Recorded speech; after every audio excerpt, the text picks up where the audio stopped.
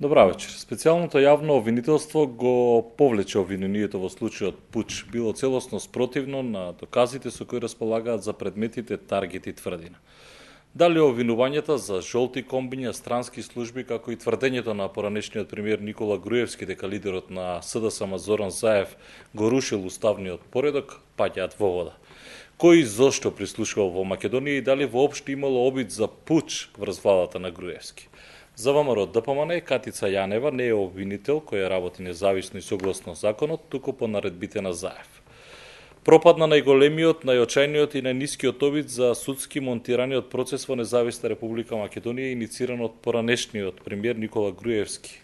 Излегува со став од СДСМ. Вечерва во 24 анализа на овие теми со моите гости. Професорот Љубомир Фрчковски, добро вечер. Добро вечер. Добро вечер и за поранешниот јавен обвинител Јован Трпеновски. Господин Трпеновски, ќе започнам со вас. Еден краток коментар, што значи секој? Па практично значи дека од доказите кои што ги прибра специјалното јавно обвинителство, оцени дека во конкретно случај не е сторено кривично дело за кое што беше понесено обвинение и дека доказите укажуваат на друго, дека лицата кои што беа фатени со обвинението не може да се третираат како сторители на кривично дело и затоа е понесено барање за повлекување на обвинението. Практично со ова значи дека немаме повеќе обвинени, дека лицата не можат и понатака да се третираат како обвинети лица, односно како евентуални сторители на кривично дело, и тие од денес натака практично представуваат и слободни граѓани. Јавниот обвинител има можности ова да го стори, а мислам тој е резултат и на одолговречувањето на судот да му даде можност во главна расправа, за да може да се произнеси и да поднесе јавно-обвинителски предлози. Према тоа, јавниот обвинител постапи така, како што му налагат неговите надлежности и прочем како што е предвидено во Закон за кривична постапка. Јас не гледам никаква процедурална злоупотреба, а мислам оти при оценка на доказите јавното обвинителство се убеди дека практично во конкретен случај не може да стане збор за некое сторено кривично дело за кое што бе обвинувани лицата. Тие велате сакаме да прејудицираме кој е виновен или не. Што е во една ваква ситуација, што правиме со луѓето кои што нели направија спогодба практично? Јас мислам дека ваквата изјава на специјалното јавно обвинителство е многу умесна и многу е професионална. Со повлекувањето на обвинението, веројатно некој ќе свати дека се затвара проблемот со прислушувањето. Него практично кај што изјава дека ние не сакаме да прејудицираме.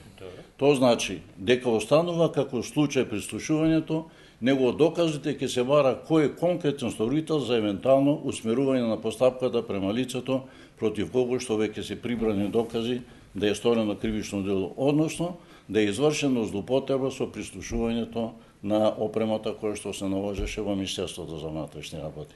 Према тоа мислам дека ваквата изјава е изјава која што се поклопови одговара према одредбите на Закон за кривична постапка и не остава простор за некој размислување дали дефинитивно е затворен случајот со прислушувањето на материјали. Професор Фрчковски, еден краток коментар и сега ова значи дека иако се ја вели не сакаме да прејудицираме, апропо ова што го зборуваш и поранешниот обвинител Трпеновски, ова значи дека веќе е јасно околу тоа кој прислушувал, дека нема дилема веќе или? Па не, знаете, прво, надвор од процедуралните прашања правни, Пуч беше еден прилично примитивен и агресивен случај на монтирање, почнувајќи од она тајно снимање во кабинетот на Груевски, бившиот премиер, па се до начините на кои се водеше случајот со договорите и со инсценирањето дека вина постои. И среќа, може би, од целата оваа неправна и хаотична ситуација кај нас што вака завршува тој случај, нешто беше прилично навреда за целокупната правна логика за позицијата на правото. Беше целосно компрометирање и узурпација од страна на политиката на правото. И тука, во таа смисла сме сите чувствуваме олеснување од тој аспект. Од аспект дека бевме на некој начин силувани да гледаме случај кој е монтиран пред нас. Второ, меѓутоа сега е јасно во таа приказна дека целокупната енергија ќе биде насочена кон оние за кои има докази дека прислушувале. Значи сега е јасно кој не слушал, кој прислушувал. или се инсценира тој процес да заврши преку два други случаја. И сега таа постапка треба да оди. Тука ќе се расчисти, СЈО има сега главна улога централна во приказната. Треба да се доразвие линијата на специјално судско оделение, веројатно после формирањето на влада, за да може таа разврска да заврши и со процеси релевантни судења и пресуди. Од друга страна, што знам, мене ми се чини удар е зададен, следната етапа ќе треба, по моје мислење, од притисокот да оди кон разбивање на една диаболична линија помеѓу обвинетиот во следните два случаја, тој е шефот на тајната полиција, председателот на Кривичниот суд 1 и Сваровски судиите. Таа линија малигна, диаболична функционира и ги менува, и ги деструира, ги растура процесите кои одат во другите два случаја. Тоа е преку оваа фамозна класификација на доказите.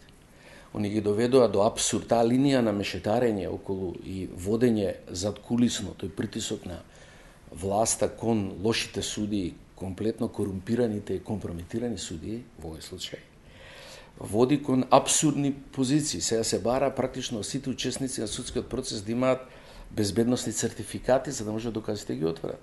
Гледа сега кој е тој апсурд? Судот е суверен. Судот дефинира што е класифициран доказ, го декласифицира на лице место. Он не бара, он не зема здраво за готово, ако му каже полицијата дека тоа, внимавај, тој е класифициран доказ, не судиме за тоа. Кои докази ќе се сведеме? На тие што ќе ги понуди обвинетиот? Кои докази?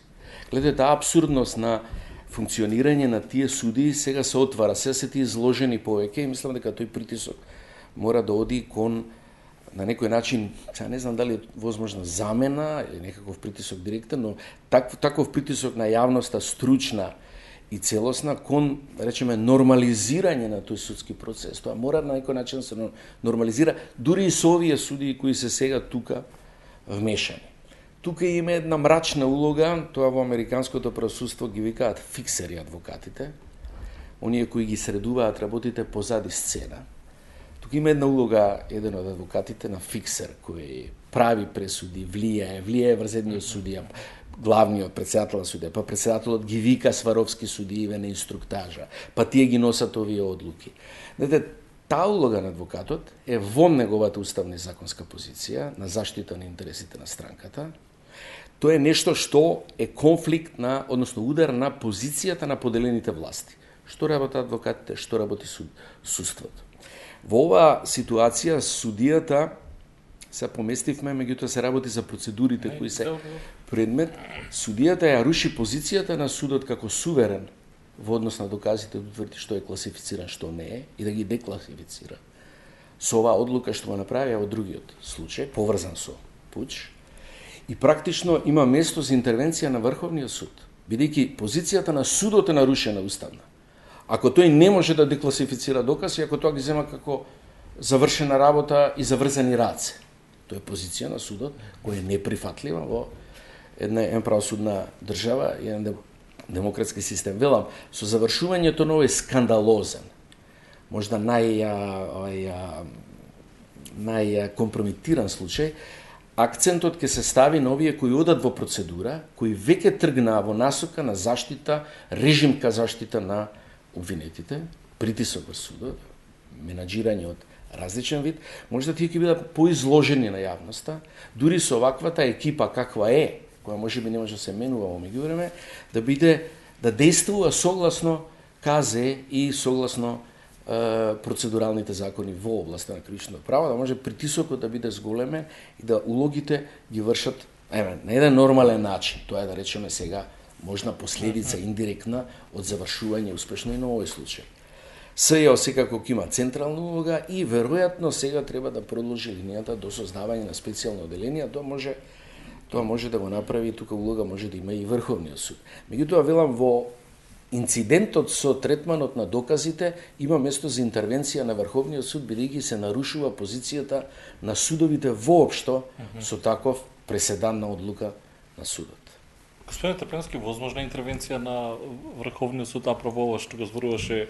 Прво, јас мислам дека се надвор од постапката досегашното постапување на судскиот совет во врска со барање за декласификација на доказите кои што се презентирани од специјалното јавно обвинителство. Никаде во закон за кривична постапка не стои одредба дека мора да се изврши декласификација. Впрочем, досегашната судска пракса на која што и судот сега се повикува и е спротивна од она кој што сега е судски интерес. Досега се прифаќале доказите, иако биле класифицирани. Меѓутоа, да се бара декласификација на нешто од оран каде што практично е сторено кривичното дело и од лица кои што иако не се фатени, меѓутоа работата во петтата управа ги знае состојбите и знаат и она кој што практично сега е предмет на истрага, мислам од надвор од било каков процедурен резон. Јас би рекол и друго, дека пролонгирањето и барањето декласификација практично е купување на време. А кој купува време? Купува времето кој што се чувствува дека е загрозен, неговиот личен интерес, неговата слобода и се плаши да утре не добие некој епитет на осудено лице, односно да е сторител на кривично дело. Ево, ако јавниот обвинител, како носител на функција, нема потреба да има безбедносен сертификат, затоа што него го штити функцијата која што обавува. Во други случаи, безбедносен сертификат за документи кои што треба да бидат предмет на расправа, а се класифицирани, се бараше само од бранителите. И бранителите во одредени постапки добива безбедносен сертификат, јас во еден случај исто така сум добил, а од обвинителите не. Сега обратно е. Обратно практично се бара доказите кои што ги предлага јавниот обвинител, на кои што го темели обвинението, бара да се декласифицират, за да може да продолжи судењето. И го терат јавниот обвинител тоа да го стори. Меѓутоа, постапката е сосем подруга. И досега во кривичниот законник, а и сега во закон за кривичната постапка, има решение како треба да се постапи со класифицираните документи.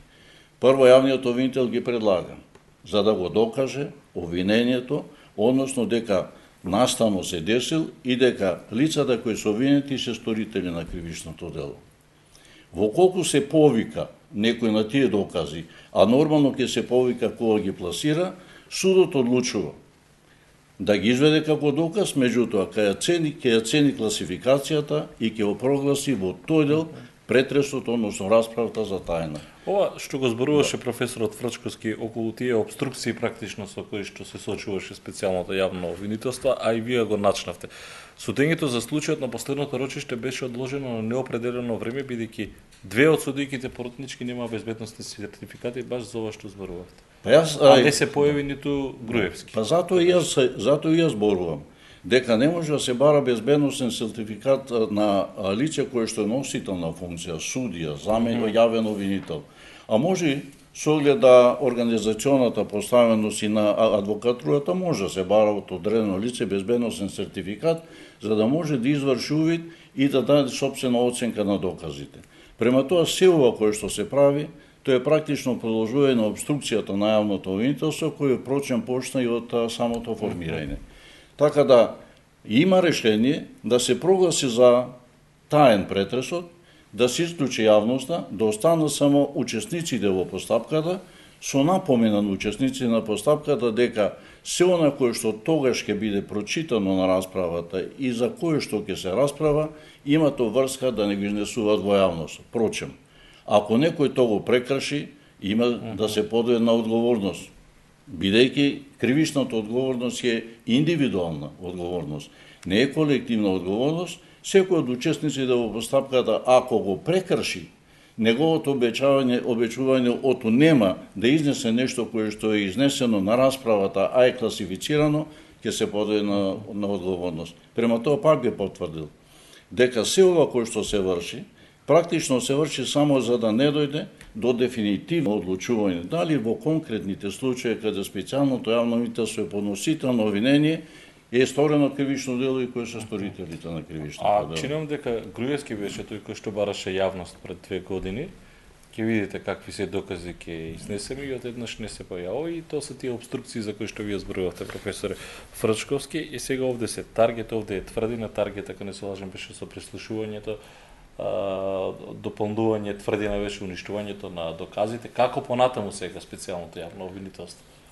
Знаете што, овие дела се фундаментални дела кои ја загрозуваат целината на политичкиот систем во Македонија и демократија. Тие ќе се учат во книгиве за транзиција, бидејќи ваков обем на прислушување нема компаративни во источноевропските земји кои одат кон демократија. Значи, таа авторитарност за која пишува светот во Македонија, оди токму преку овој инструмент кој сега се испитува. Значи, јавен интерес од најголем приоритет е тој процес да оди до крај отворено. Овие процедурални компликации кои нашите локални суди ќе во основа не ги прават, тоа е скандал во смисла на каков обем и каква тежина тоа кривично дело има, и серија или стек на кривични дела имаат во однос на целината на функционирање на демократската држава кај нас. Затоа притисокот мора и СЈО мора да остане, како што гледате, полека стана приоритет од оние големи ваква платформа, онаква платформа, СЈО сега стана неподелен приоритет на партиите во преговарање, односно добивање на мандат за состав на влада, и тоа е добро. Заедно со СЈО не само поддршка и продолжување на мандатот, таму има еден комплет од 3 закона кои треба во пакет да бидат донесени. Второ, веројатно втора приказна е ова околу што слушаме дека се подготвува како што треба, а тоа е специјално оделение за судење, и тој процес мора да заврши. Наистина, и треба да се соочиме со судиите од овој тип кои се спремни да си ги жртвуваат не само кариерите, него све да жртвуваат за режимот. Како би го направиле тоа специјално судско оделение? Веројатно би требало договор. Ние прво ќе се соочиме со проблем со продолжување на мандатот на СЈО. Не, специјалното судско оделение, како што е направено оделението за организиран криминал, може и преку Врховниот суд да го направат. Не е тоа нешто што е посебно страшно. Они може да се договорат, не е потребен тука посебен закон, туку може тоа да го направат као оделение и Врховниот суд да го направи. Во некоја варијанта не сум експерт за тоа, меѓутоа тоа може да се и тоа ќе биде вистински приоритет после донесувањето на 3 закона кои ги предлага СЈО, бидејќи ние мораме да имаме ефективност на завршување на таа транзицијска правда преку пресудите во неколку од овие случаи, а пред се централно кој прислушувал повеќе од 20.000 луѓе во Македонија и практично ја заснувал власта на тоа. Сега, осем тоа, веројатно во приказната ќе биде вклучена една таа агенда на Прибе, која зборува за генерален избор во судството. Како да завртите вие, не можете со овој тип на суди да продолжите. И тој генерален реизбор, колку и да беше, претходно имаше една чувствителност, па да не кажеме дека генерален избор што судиите. Судиите се, овие луѓе се, и дел од нив можне млади. Заклучокот е дека има полошо судство од периодот на комунизам, доцен социјализам во Македонија. Знаете што значи тоа после 25 години држава? Вие да имате млади луѓе кои се комплетно скршени во таа вертикала морална или во интегритетот на судии, кои реагираат на овој начин, спремни се тие посилно да го бранат режимот од партијата сама себе. На начин, сега судството е главниот бедем. Практично приказната е, расправата е дали судството ќе издржи да ја брани партијата, тоа е дебата во до сега владечката партија, дали ќе издржат судиите, замислите. Они се крстат во нив како војници на партијата. Па тоа е страшно. И со систем кој 25 години го развивате, со сите илузии што ги имаме ние за демократија. Голем дел од државите ги викаат правосудни демократи. Правосудниот систем е клуч за демократија. Не е извршната власт и не е законодавната. Правосудната, односно независноста на судството е се, бидејќи кај правата вие сте фрагилни.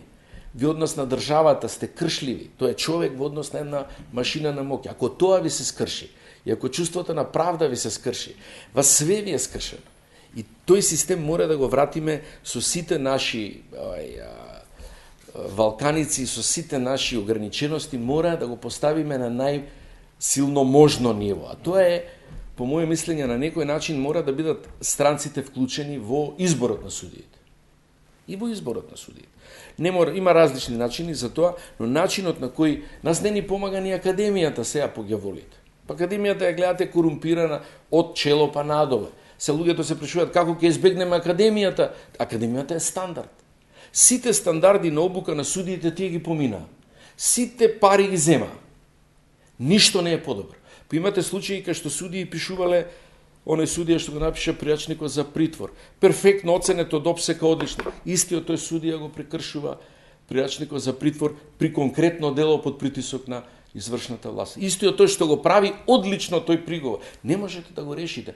Кога е расипан материјалот човечки, во таа смисла некое решение околу сите, веројатно во барабан и наново во еден процес ќе биде најтешката операција на новата власт, на новиот состав, заедно со меѓународната заедница, но ние клатното, наши судии, нивни судии, мора да го затвориме.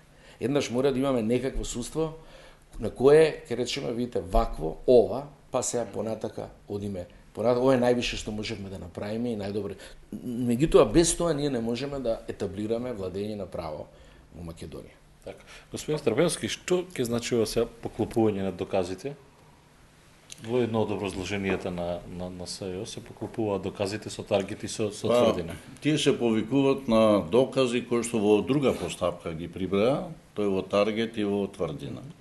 Практично станува збор за исти материјални докази кои што се однесува за настану за кој што беше поднесено обвинението за пуч, а се прибрани докази во постапката која што се води за исти настан и затоа вели се поклопува доказите. И од тоа поклопување на докази јавното обвинителство заклучи дека не може да се подкрепи обвинението со доказите кои што се презентирани од редовното јавно обвинителство, бидејќи се прибрани други докази кои што зборува за спротивното, а спротивното е дека не е сторено, односно нема докази дека е сторено кривично дело од лицата кои што се обвинети, а дека е сторено кривично дело од некој друг кој што имал можности да располага и да ги преземе сите операции на прислушувањето. А кажете ми, како е возможно, сега ова што го зборуваше професорот Фрчковски, како е возможно сега ние да направиме специјално судско оделение? Па јас мислам многу полесно е да се направи специјално судско оделение него што специјално јавно обвинителство, бидејќи Уставот го дозволува тоа, може да се направи во редовното, во основниот суд, да има посебно оделение, впрочем како што оделението за гонење на сторители на кривични дела од областа на организираниот криминал. Така да, може тоа да се направи со деловникот на судот, нема никаква ограда и нема потреба односење на нови закони, да се измени законот за судовите или пак да се измени во Уставот. Затоа што јавното обвинителство беше единствен, така и Уставот предвиден, дека јавното обвинителство се представува единствен државен орган кој што се занимава со гонење на сторителите на кривичните дела. И се формирањето на специјалното јавно обвинителство се оценуваше дека се прави паралелен. И затоа беше потребно донесување на закон за специјално јавно обвинителство, што во конкретно случај за судовите нема потреба. Јас мислам дека приносењето на законот за специјално јавно обвинителство се тргаше од една убеденост дека со презентирање на доказите кои што ги има таква доказна сила, судот ќе мора да се одговори на својата обврска и нема да прави судот обструкција. Имат ли судиите храброст, бидејќи професорот вели пишуваат приречник, потоа самите тие го кршат приречникот. Она кој што професорот го рече го знам и јас. Знам и колеги кои што на теоретски план се добро подковани и знаат практично што значи носење решение за притвор, решение за укинување на притвор, носење решение со кое што се одбива обвинителниот акт и други процедурални. Меѓутоа, кога ќе треба практично да го примене, веројатно не врши притисак на него одредбата од материјалното или процесното право, него притисак врши нешто друго за кое што само тој знае. Свесен е дека треба да донесе одлука спротивно на неговото професионално убедување. И затоа јас мислам дека мора да се прочисти правосудството, затоа што може да имаме извршна власт, законодавна власт. Ако немаме орган кој што ќе ги спроведе законите донесени од законодавната власт и подзаконските акти од извршната власт, тогаш практично илузорно е да ние носиме прописи кои што практично нема да заживеат. Имаат ли судиите храброст самите да се проветрат? Во тоа кое што јас го знам составот на судовите, има луѓе кои што имаат храброст во колку му се дај можности да одлучуваат. А видите, ние сме сведоци само да поедини лица ги земат предмети за кои што е заинтересирана јавноста. Што значи однапред се знае како ќе треба да постапи судијата, односно дали судијата е спремен да прифати некое влијание или не е спремен. А ако станува збор за човек кој што е познат дека не прифаќа тужно мислење, дека исклучиво за него само битно е како е регулирано во законот, тогаш мислам оти ќе се најде начин да се дезавуира и да предметот биде доделен на некој друг. Према тоа, потребно е, како што вели професор, прочистување во судовите. Да дојдат кадри кои што ќе има смелост и кои што нема да бидат подкупливи, односно кои што ќе имаат смелост да го примаат исклучиво законот како што е стои во како што е самиот закон. Сега се постава прашање генерален реизбор кој што го нашна професорот. За да има генерален реизбор мора да пак се оди со некоја законодавна иницијатива, да има и измени. Меѓутоа, нема потреба да се носи и некој нови законски акт или закон да се донесе. Генералниот реизбор може да се спроведи така, при правење на една анализа за дотогашната работа на секој носител на правосудна функција и да се оцени неговата работа, неговата објективност и неговата спремност да често обава судската функција. Впрочем, ние сме сведоци да за некои минорни работи судскиот совет носеше решение за разрешување само со една констатација: нестручно и нестручно и нередовно постапување по предметите. Меѓутоа, без да образложи нестручноста. А сега имаме ние такви случаи, каде што во колку се сака, а ќе мора еден ден тоа да биде, да се изврши преоценка на работата на одредени суди и дали тој понатака заслужува да биде носител на судската функција. Ќе имаме бајаги работа. Овде правиме пауза за реклами, па се враќаме назад.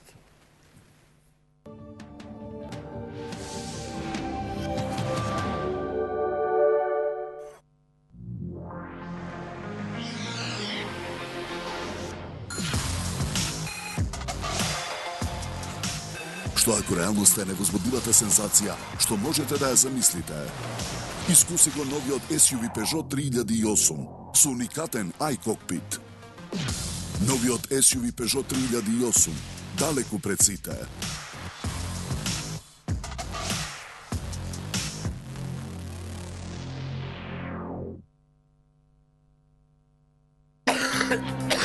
Проспан. Природен препарат за ублажување на симптомите на кашлица и бронхит. Проспан го разводнува секретот, го смирува воспалението и ја ублажува кашлицата. Проспан. Дишете слободно. Пред употреба внимателно да се прочита упатството. За индикациите, ризикот од употребата и несаканите дејства од лекот, консултирајте се со вашиот лекар или фармацевт. Потрагата по вкусови, кои ќе ви придадат маестрално уживање. Завршува кај новиот производ пиперка во павлака на Маестро. Солута или обична пиперка, за кој и Маестро производ да се одлучите, ќе бидете апсолутно задоволни. Маестрално уживање за целото семејство. Пиперка во павлака. Услугите на Телекабел од сега достапни и во Охрид. Најголем избор на телевизиски канали без доплата, најбрз интернет и најевтини цени за телефонски услуги. Единствено во Телекабел, без обврзувачки договори.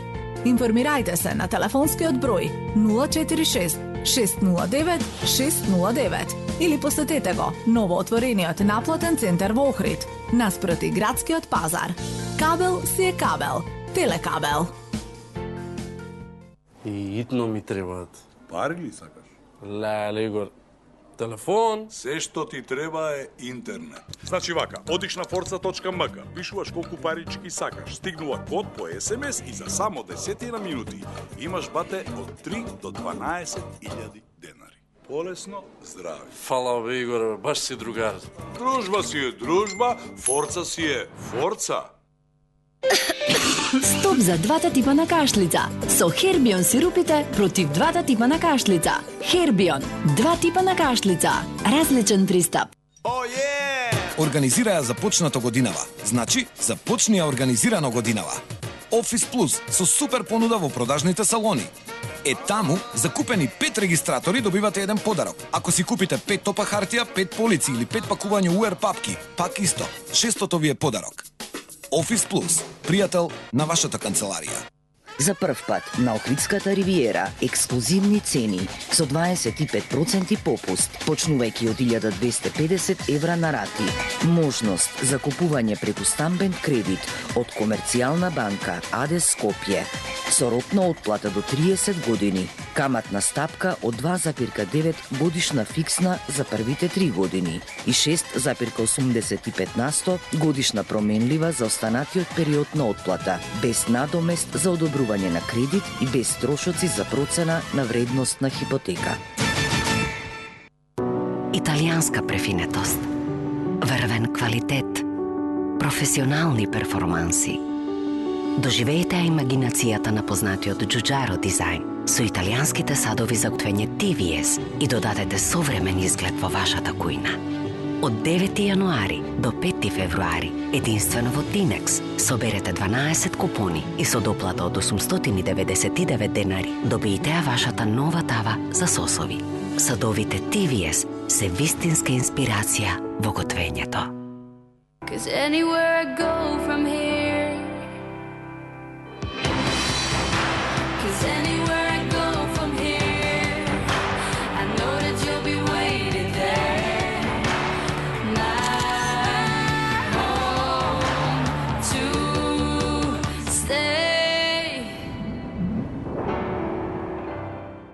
При појава на болка во грлото, потребен ви е брз и ефикасен начин за лекување. Земете Трахисан со докажано антибактериско, антисептично и анестетично дејство. Трахисан делува локално во грлото и брзо ја смирува болката.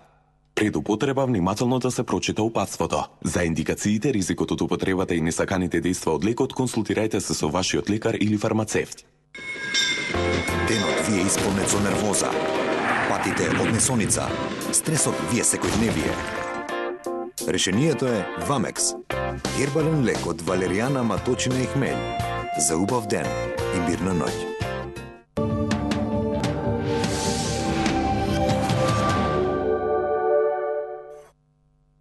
Добро дојдовте назад со 24 анализа. Мој гости, поранешниот обвинител Јован Трапиновски, професорот Љубомир Фрчковски. Професоре Фрчковски, еве специјалното јавно обвинителство го повлече обвинението во случајот Пуч. Се може да очекуваме некој маневарски простор, доаѓајќи на ваму некој од тезите по социјалните мрежи, па еве сега Зврлевски ќе отвори Пуч, Заев нема туку така да се спаси.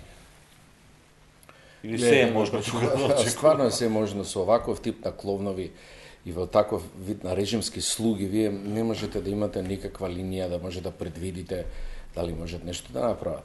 Меѓутоа, тешко веројатно е. Тешко веројатно е, и тоа све ќе зависи од тоа на крајот на кришта кој ќе состои влада. Од тоа ќе зависи, баш така. Ако се случи некој апокалиптично сценарио, деве криминални групи кои да ја доведува Македонија до ова дередже, да имаат некакви шанси од ствари уопште да почне да се назира некаков повторно договор меѓу нив, тогаш ќе настане голем проблем, реално. Во Македонија, веќе циклусот на кризата само ќе добие уште еден самец. Јас мислам дека тоа нема да се случи, ја мислам дека сепак и после сите овие разговори кои нормално треба да додат, ќе имаме нова влада и потоа системот ќе почне да се руши. Полека, како пердуви тоа да лета на сите страни. Меѓутоа, мене ми е многу важно, искрено да ви кажам, во цела ова приказна, цело ова искуство, 25 годишно се гледа колку суството е важно. И уште една сакам да повторам дека таа влада ќе има разни проблеми, огромни притисоци, меѓутоа работата со суството мора да ја направи како што треба и мора да се ослободи менеж да поставиме темелот на правната држава, некако да почнеме да функционираме, да дишаме, тоа е едно.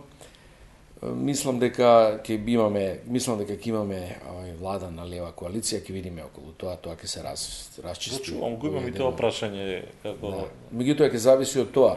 Не можете да предвидите што Зврлевски која фигура е тоа, да можете да предвидите што се однесува, копчињата за неговото однесување се во друга канцеларија, други притиска, така не можете ништо да предвидите со тоа. Мислам дека е тешко можно поради една општа клима, како трнава работата, тоа се случи и поради јакото присуство сепак на странците тука кај нас. Но, како ви кажам, ништо не може да крај. Може Зврлевски да отвори случај пуч сега? За конкретните лица воопште не. Завршена работата со повлекување на обвинението од страна на специјалното јавно обвинителство. Впрочем, специјалното јавно обвинителство, како редовното јавно обвинителство, работат и постапуваат по исти закон. Законот за кривична постапка и кривично законник. Едини овластен гонител е јавниот обвинител. Таму не пишува специјалниот јавен обвинител или редовниот јавен обвинител. Кога јавниот обвинител ќе оповлече обвинението, се откажува од гонењето за конкретните лица и за настанот кој што е описан во обвинителниот акт. Према тоа, не може нити Зврлевски, нити било кој друг од редовното јавно обвинителство. Случајот е завршен. Може да се бара повторување на постапка. Меѓутоа, треба да се обезбедат така докази со една таква силина, да може да предизвикат донесување на поинаква одлука од која што е одлуката на повлекување на обвинението, што јас мислам дека тоа објективно воопште не е ни можно. А за лицата кои што сега бе обвинети и е повлечено обвинението, треба конкретно се најдат докази за нивната извршеност на кривично дело. Што ќе се случува сега со снимките кои што излегува во јавност од оној разговор помеѓу Груевски и Заев во Па јас мислам од тоа ќе биде предмет на една друга преоценка и да се бара одговорност. И мислам од тоа треба да се бара одговорност, затоа што Како излегува снимките во јавноста? Излегува снимките во јавноста, наводно поведе постапка некоја, не постапка, него интерес редовното јавно обвинителство, да утврди кој ги даде, а свесни се дека од каде протекнуваат излегуваат снимките во јавноста. Меѓутоа, јас мислам од тоа ќе почне многу посериозно да се работи, со една единствена цел да се утврди реалноста, вистината да се утврди, од каде протекну и да се бара одговорност. Секое действие кое што е противправно, во колку не заврши со утврдување на нечија одговорност, јас мислам од тоа заводење трудот на барање дали имаме некое противправно действие извршено.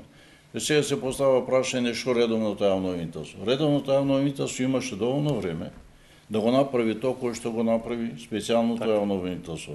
Не во поглед на повлекување на обвинението, него во оценка на доказите за да се утврди дека навистина лицата не се сторители на кривично дело.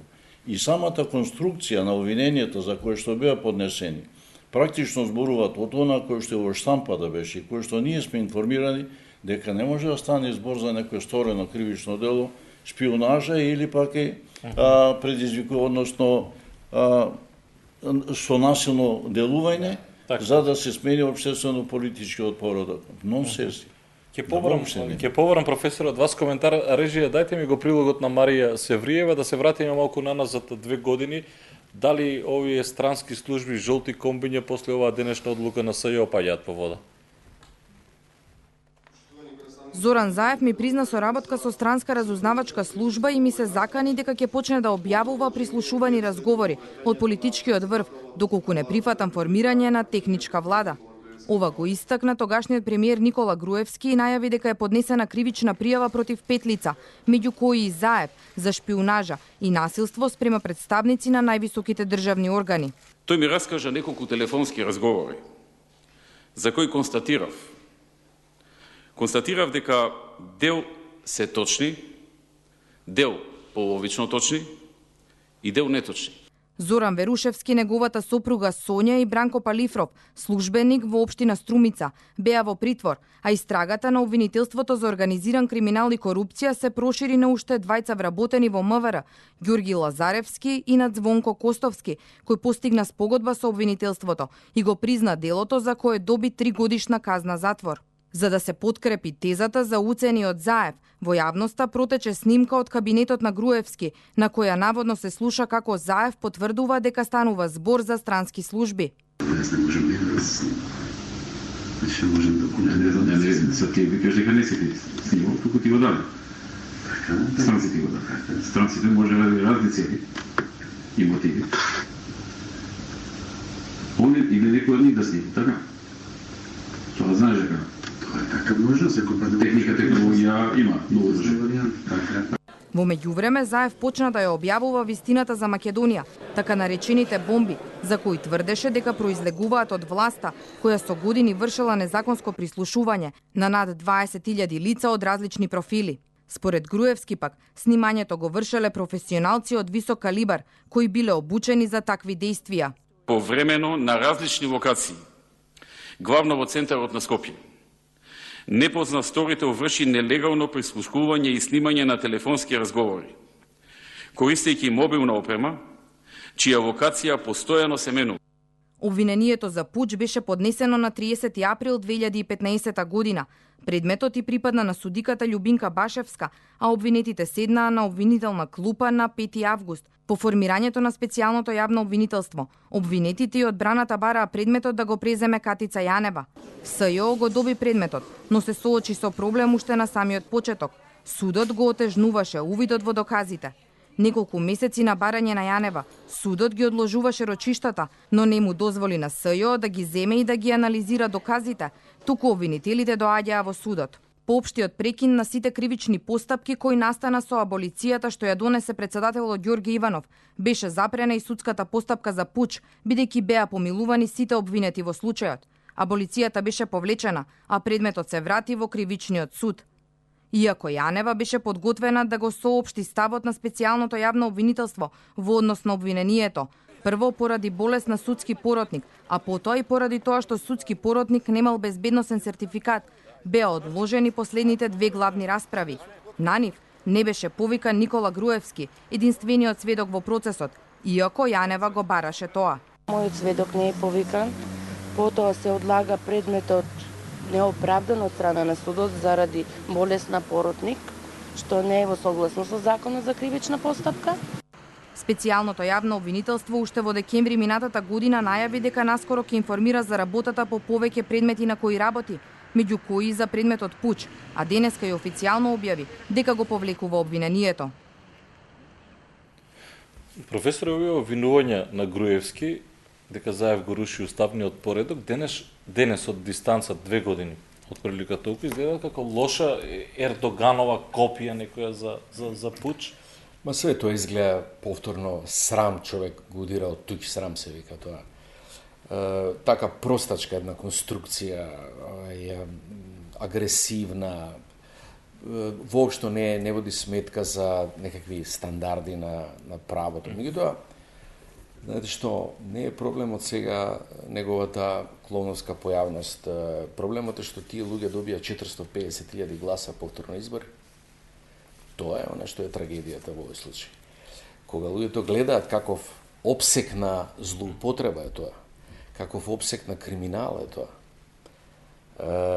да извлечете толку луѓе да гласаат за вас повторно, значи дека имате гласачко тело кое е спремно да ја проголта вистината, да тоа не биде смешно за него, а што е скандалозно за нас. Тоа е она пред кое ние на нов начин го гледаме собствената основа, социјална и политичка, и заради која ни е важно сега како ќе се развијат работите со новата политичка конструкција на влада во Македонија. Инаку гледате, се ова ќе стане пуч, не пуч, 3 пуча ќе отворат наново, ако успеат истите мафијашки структури да формираат влада. Ништо од ова нема да важи. Ниедна нормална логика, здрава логика нема да остане. На место све бело што било ќе стане црно, црното бело, и тоа ќе поминува како да е најнормалната работа во светот.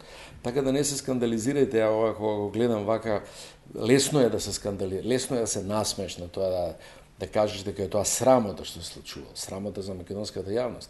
Фрапантно е тоа што таа срамота може истата јавност да е проголта на вака драматичен начин на изборите. Тоа станува се нешто што го направиле некој друг, се уште е тоа креиран, лепен, сечен материјал, нели? Не, тоа е чудно функционира идеологијата. Вика, кога краделе, да краделе, ама наши краделе. Кога лажеле, да, ама наши лажеле. Тоест сосема друг критериум имаат за оне што сметаат дека се нивни. Нивен круг. Тоа е една предполитичка стварност со која се соочуваме и многу важно да излеземе од тој затворен круг. Многу е важно да излеземе конечно, бидејќи навистина земјата ќе биде протресена темелно во криза ако ова продолжи. Сега, господине Трпеновски, падна во вода се жолти комбиња, странски служби, пуч, обвинување за рушење на уставен поредок. Со повлекува на обвинението падна се во вода, затоа што практично и некако климаво беше, немаше некој фундамент на што би можело да се држи. Па уште од почетокот, кога прво има настап дека се лепени, креирани, нелогичноста што во таа што сака да го убедат и онај дел од народот кој што сепак е едуциран да нешто знае. Во една прилика, нели, вие ме прашавте дали се тие автентични разговорите. Тога јас консултирав само еден стручњак кој што работи во една од службите во филм. Тој вели треба да се гледа позадината на сликата, за да не се тврди дека се то креирани или лепени. Ако течно оди позадината на сликата, во исти амбиент се сликани, во исти амбиент е прислушувањето. И кога веќе падна нивното тврдење дека то се лепени и креирани, се бараше кој е сторител на прислушувањето, па се измисля жолтите комбиња. Впрочем, имаше и написи, односно беше и консултиран и стручњак. Тој е професор од Поповскиот Охрид кој што предава во Белгија, каде што многу јасно кажа дека тоа ама апсолутно не е можно. Науката тука е категорична дека не може да се врши прислушување преку некои подвижни подстаници, станици и со некои жолти комбиња. И сега јас се сложувам со она како народот го прифаќа. Јас мислам од долго време, 10 години на една индоктринација, на погрешивост на носителите на власта, дека се она кој што се размислува малку поинаку е непријател на државата, е непријател на позитивната мисла, непријател на некоја креативност која што владата има. И тој период треба да помени.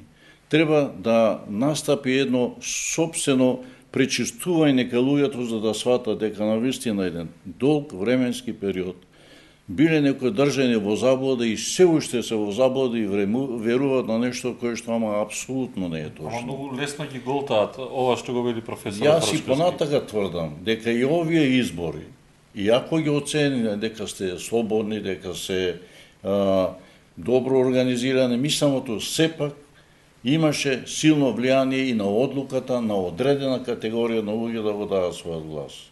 Тоа тврдам јас затоа што толку голем број на лица кои што и покрај укажувањето не на ваква негативност се одлучиле да дадат поддршка на нешто кое што очигледно не е во ред, очигледно е противзаконито, очигледно се носи државата во една ситуација да не може да одговори на основните барања на економски план, на социјален план, на правосуден план, на здравствен план.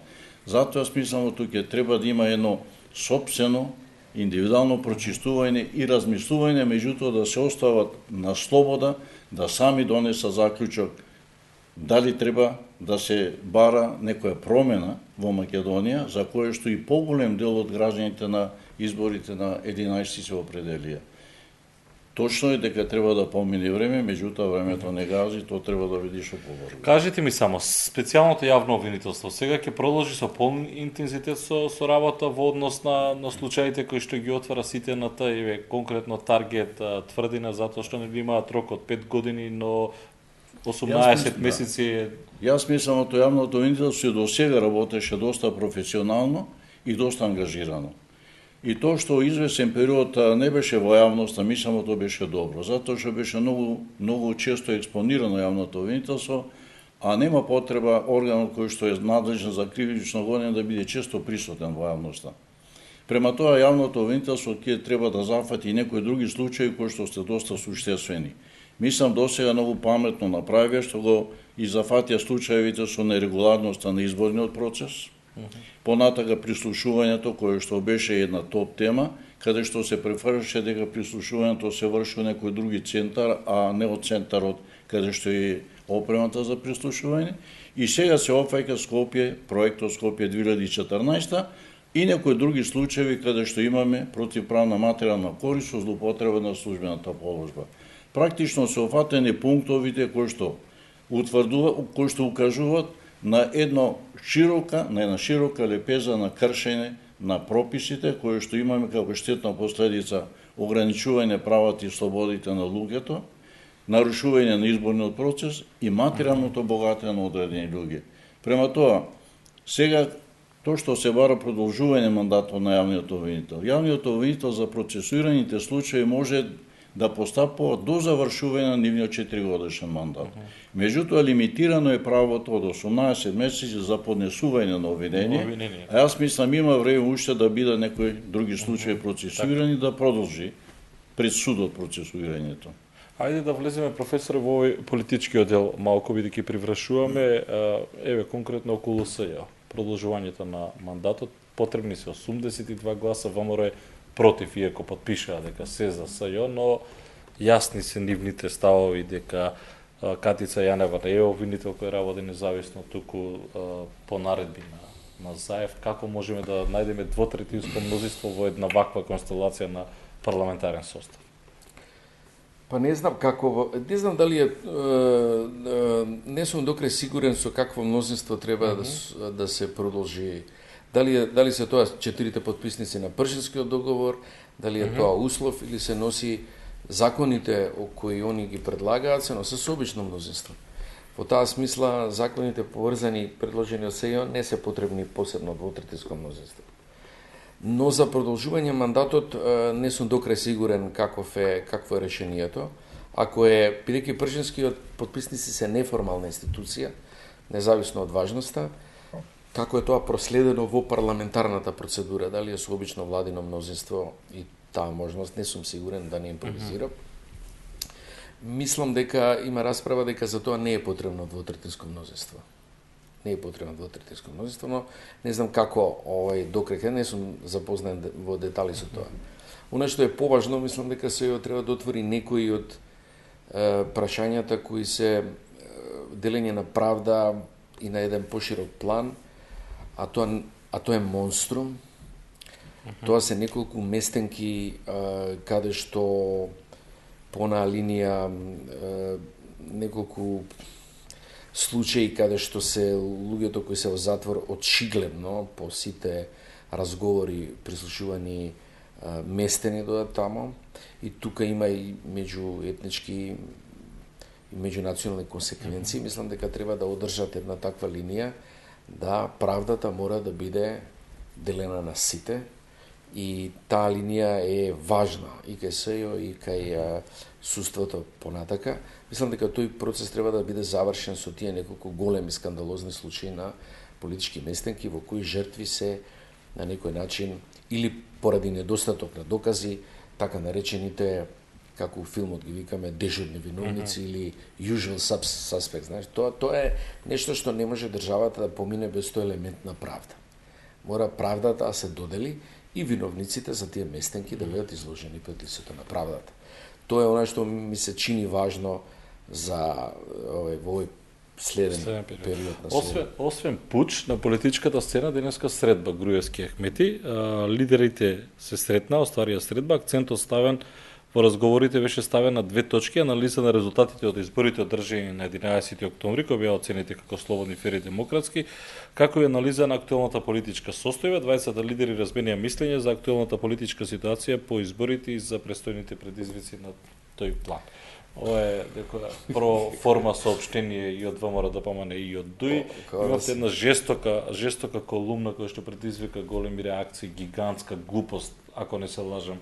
Исправете ме, ја нарекувате платформата. Не, разочарување. Околу албанската платформа, мислите? Па и околу преговорите, што можеме да очекуваме? Знаете што, тоа... Јас се обидувам да стојам на моите становишта, не се обидувам да бидам допадлив на едни или на други, да бидам либерал по тоа што имам либерални ставови, по тоа што ги бранам стално позициите, некој што е по дефиниција дискриминиран или имал помалку права. Мислам дека добро беше што и странските пријатели, па и ова со Рама ги собраа заедно, нивните кавги меѓусебни ги средија. Меѓутоа платформата беше лоша конструирана, барем по приоритетот како е поставена. Имаше некои точки кои се однесуваа на еден етнонационализам и на една расправа. Замислите, они таму бара албанците да станат конститутивен народ, а со уставот македонците не се конститутивен народ. Уставот нигде нема конститутивен народ. За што би требало тоа да значи? Дека албанците би биле само еден конститутивен народ.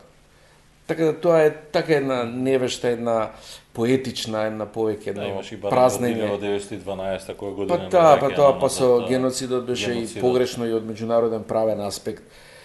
Тука сепак има македонски народ кој пател од узурпаторите прво. Значи, тоа е трчање како прле пред магаре. Сега има некој кој предходно ги трпел тие узурпации. Сега има сите да бараме геноцид од па зашто 56-та година, тоа е негде до Ранковиќ вајда.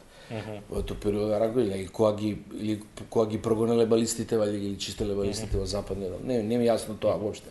Меѓутоа сето тоа е една таква натрупана како во вреќа на Дедо Мраз желби, што предизвика нормално скандализирање. Од каде сега ова?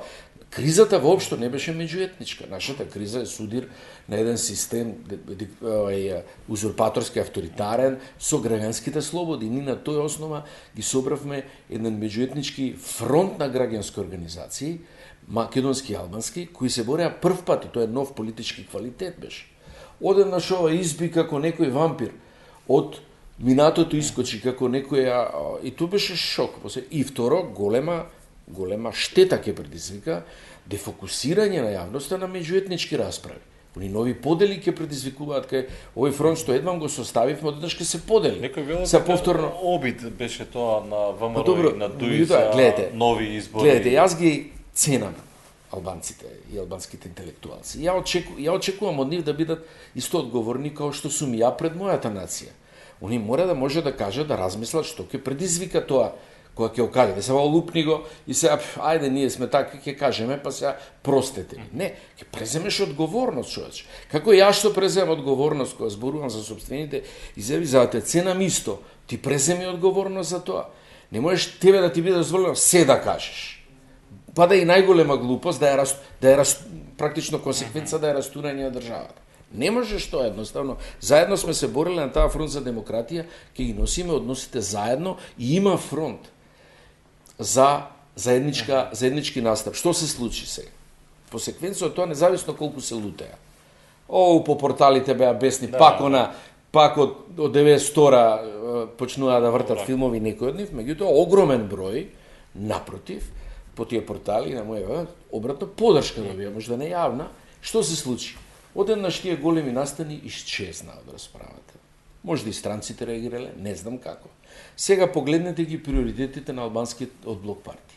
Одеднаш СЈО е прв приоритет, баш како што треба, па НАТО, Европска унија, баш како што треба, па потоа од тоа остана, од етничкиот контекст остана равноправноста на јазикот. Внимајте, равноправноста на јазикот е окей, имаме рамковен договор и во рамките на него има простор за таа равноправност да се избори. Кога се споменува во меѓународно јавно право равноправност на малцинството, односно на групата која не е мнозинска, тоа не се мисли на математичка еднаквост. Бидејќи ако воспоставите математичка еднаквост, тоа е неравноправност кон мнозинската група. Значи, еднаквост, равноправност значи соодветни еднакви шанси да имаат тие кои се по број помалку. Соодветно еднакви шанси јас имам како припадник на, да речеме, мнозинската група, отприлike еднакви шанси и тој како припадник на групата која не е во мнозинство. Тоа е равноправност. Кога имаме отприлike еднакви, така се третира равноправноста како меѓународен стандард. И тоа е сосема спојливо со рамките на просторот на рамковниот договор. За да имаме време, ќе успеат ли да направат Ахмети и Груевски влада, бидејќи оние барања кои што ги постави Ахмети, особено СЈО, ВМРО кажува дека овде нема. Ја не би гатал во таа смисла. Сега има разноразни експерти, професори, ваши колеги, како сакате наречете ги, кои што велат мандатот се дава на Груевски, па ако не успее да состави влада, ќе почекаме додека да успее да состави, па потоа председател повторно го дава мандатот на Груевски. Знаете што, ние расправаме за тие прашања кои во нормални услови се никаде не се поставуваат. Тоа сега, знаете, тоа може да го каже некој што ја узурпира својата позиција на професор и сака да му служи на режимот. Тоа не можете да спречите од глупост некој да каже. Меѓутоа, во овој случај тоа е една очена уставна домакинка. Меѓутоа, никаде во светот компаративно не се случува да тој едниот го добива мандатот безброј пати. Тоа би било теоретски, да го изведеме ад абсурдум случајот. 50 на ВМРО-вци да се поредат со мандатот и пола мандат од владата ќе потрошат во обидот да создадат влада. Абсурдна консеквенца. Уставот е заинтересиран за создавање мнозинство. Кога Перо Гошев го врати мандатот, па го доби, односно го доби Бранко Црвенковски, мнозинството веќе беше формирано. Тоа е фаза после формирање на мнозинството. Во тие период од 20 дена, па едниот не се согласил, па другиот го земал. Тоа е друга фаза. Пред да се добие мнозинство, интересот на уставот е да се создаде мнозинство, да се дава во еден случај на еден, па потоа на друг, не на истата партија која се обидела еднаш, друга или кандидат на друга партија. По логиката, ако не успее Груевски, треба на заедно. Па секако нема по логика, тоа е секако прашање, потоа евентуално на трета ако има таков, ако не успеат заедно, се оди на варијанта некој пат на технички влади, малцински влади или влади на големи коалиции. Ако ли тоа не е шанса, се распишуваат нови избори. Тоа е таа логика се одеднаш измислиле и не тераат да расправаме за глупости кои никој не расправа затоа што некој одлучил да му служи на режимот и сега требал Поповски да го добие, после тоа требале следните 50 ВМРО-вци да го добијат. Мислите ќе се договорат Груевски и Ахмети или? Ја мислам дека тоа е скоро невозможно, али знаете кај луѓе што се така искомпрометирани ништо не се знае. За вас, господине Трапеновски, ви оставам за крај не политичкиот дел, меѓутоа е за СЈО. Мислите дека ќе опстојат и покрај се? Јас мислам дека ќе опстои и мора да опстои. Едина надеж во конкретна ситуација практично е нормалното функционирање на специјалното јавно обвинителство. Иначе кога веќе сите институции во државата не работат или работат онака како што не е прописано во законот, него се чувствува притисокот од одредена структура на луѓе кои што имаат исклучиво лични интереси. Према тоа, ако престане да функционира специјалното јавно обвинителство, јас мислам нема на што повеќе да се надеваме. Затоа и ова генерална поддршка која што има и огромната поддршка која има специјалното јавно обвинителство им дава и дополнителен мотив да опстојат во работата. Јас мислам дека специјалното јавно обвинителство ќе продолжи да работи на исти начин, со иста професионалност и со иста заангажираност. Благодарам што бевте дел од 24 анализа. Вам почитувани ви благодарам што бевте со нас. Довидување.